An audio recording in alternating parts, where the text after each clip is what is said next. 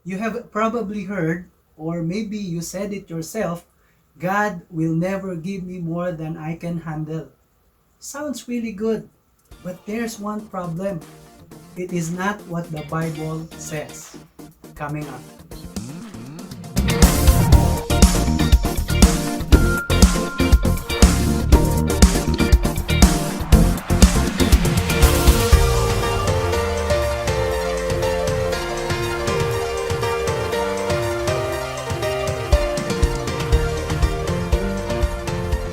Hi ulit and welcome dito sa Scripture for Your Soul. Kung bago ka lamang dito, please consider liking, following, or subscribing to the page or channel para every time na meron tayong bagong video ay makakatanggap ka ng notification. In this video, ang pag-uusapan naman natin ay yung popular na saying na umiikot even sa Christian community, yung God will never give me more than I can handle. And many people are pointing to 1 Corinthians chapter 10 verse 13 to support this claim. Kaya i-examine natin yung 1 Corinthians chapter 10 verse 13. And this is Now You Know.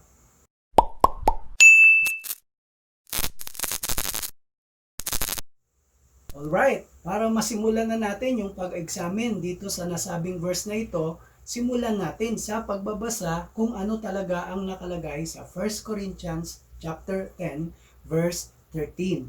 Ganito ang nakasulat. No temptation has overtaken you except what is common to mankind.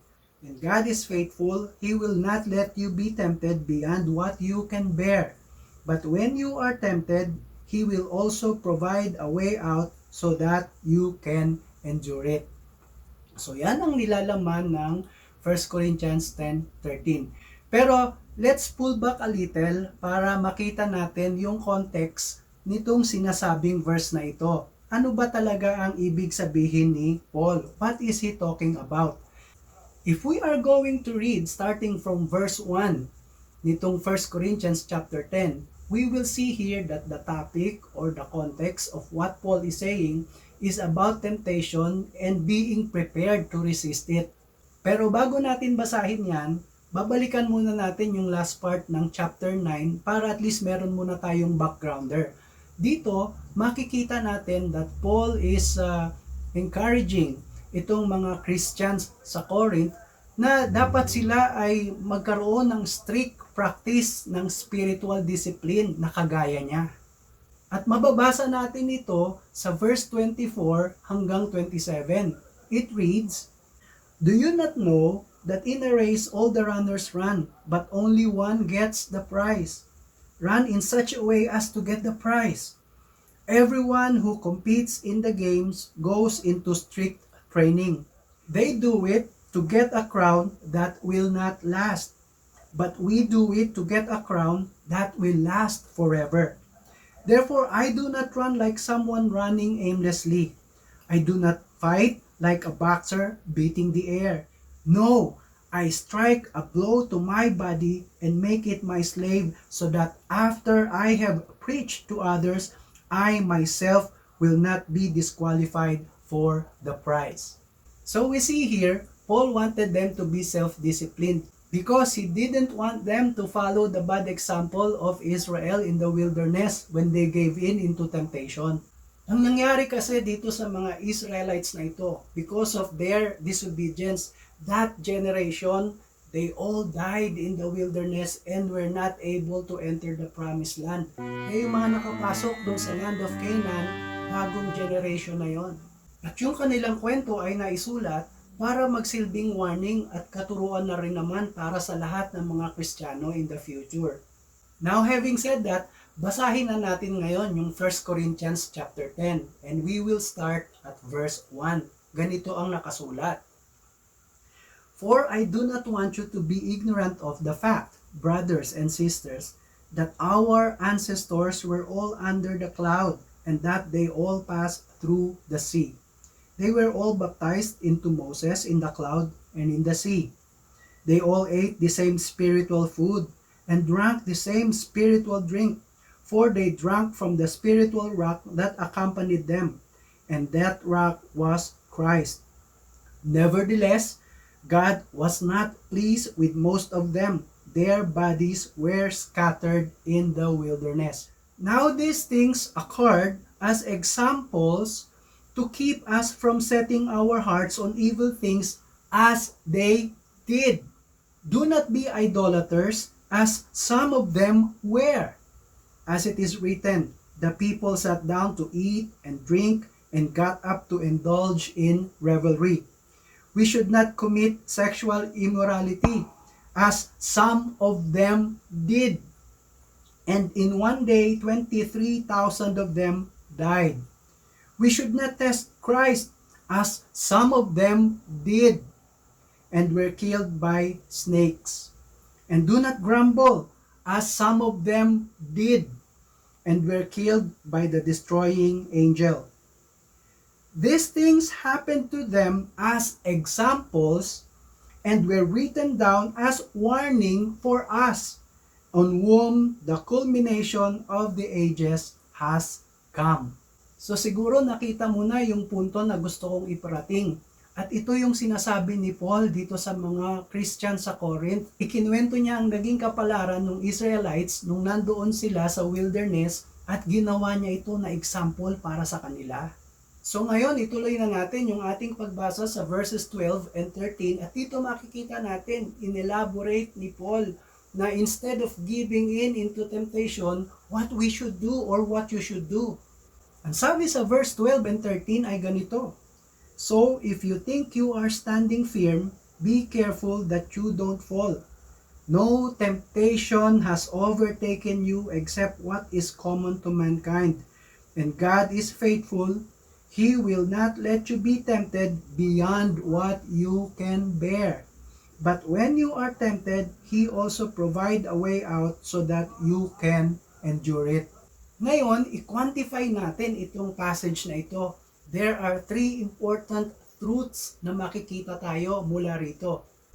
Una, if you think you are too strong to fall into temptation, then that makes you more vulnerable. Kaya dapat we always keep up our guard. Huwag kang kasi siguro, lagi ka dapat handa para kang Boy Scout. Pangalawang sinabi doon, no temptation has come our way that hasn't been already part of human experience. Lahat ng mga temptation na nararanasan natin ay common na yan. You will never ever be tempted with something new or unusual.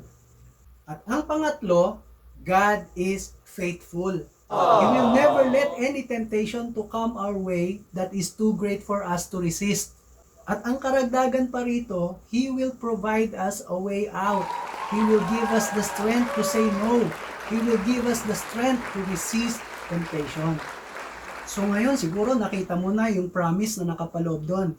God will not allow us to be tempted beyond our capacity to resist. Ngayon, what about this question? Does God ever give us hardships beyond more than we can bear or handle? I hate to disappoint you, kapatid, but the answer is yes. Now hear me out. Para makita natin ito na mas malinaw at mas malalim, we will try to consult another of Paul's letter.